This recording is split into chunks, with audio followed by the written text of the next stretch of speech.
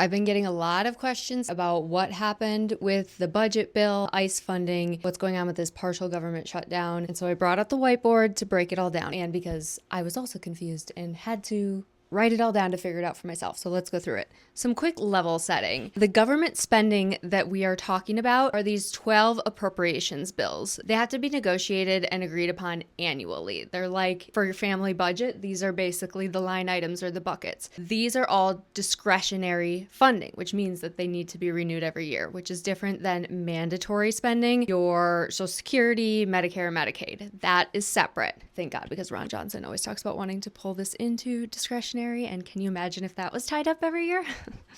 So the government's on a fiscal year and the new year starts in October, which is why we already had the 42-day shutdown a bit earlier. Congress has to agree on the spending levels for all 12 of these bills in order to move forward for the next year. There's agriculture, legislature, military construction, VA, commerce, justice and science, energy and water, and interior and environment.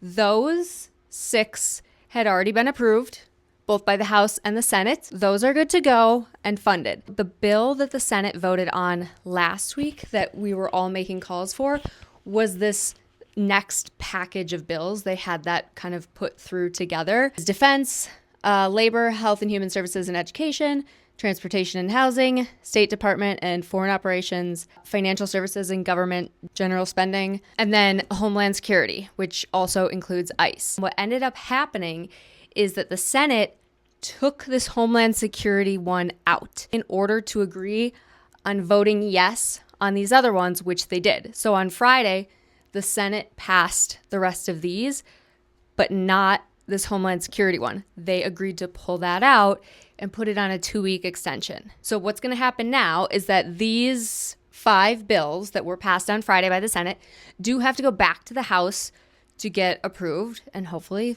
they do. And then the House and the Senate are going to have a lot of conversations over the next 2 weeks to figure out what's going to go on with this funding bill. The Homeland Security bill we're talking about is about $65 billion, and about 10 of that is supposed to go to ICE. And this is what everybody's been calling about, saying do not continue to fund ICE. They don't need more funding. Because even without that $10 billion, let me show you how much money ICE has. So this is another big bucket of money that was passed over the summer called the Big Beautiful Bill.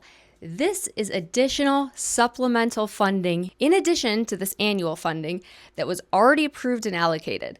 And so when this was signed in July, it made massive cuts to Medicaid and SNAP, had an additional $170 billion for, this should not say HHS, this should say, this bill provides funding for the next 4 or 5 years through 2030 for the Department of Homeland Security, $170 billion. $75 billion of that is for ICE. So they already have a giant pot of money for ICE that they can use over the next 4 or 5 years. They do not need another $10 billion. And if they are going to get it, more common sense reforms that we're all talking about, like not wearing face masks, making sure their name is visible, their badge is visible, stricter enforcement on the agents, just better reforms in general to keep them in check and actually get some accountability. But yes, you should continue calling your members of Congress to encourage them not to approve additional ICE funding without proper reforms that are important to you.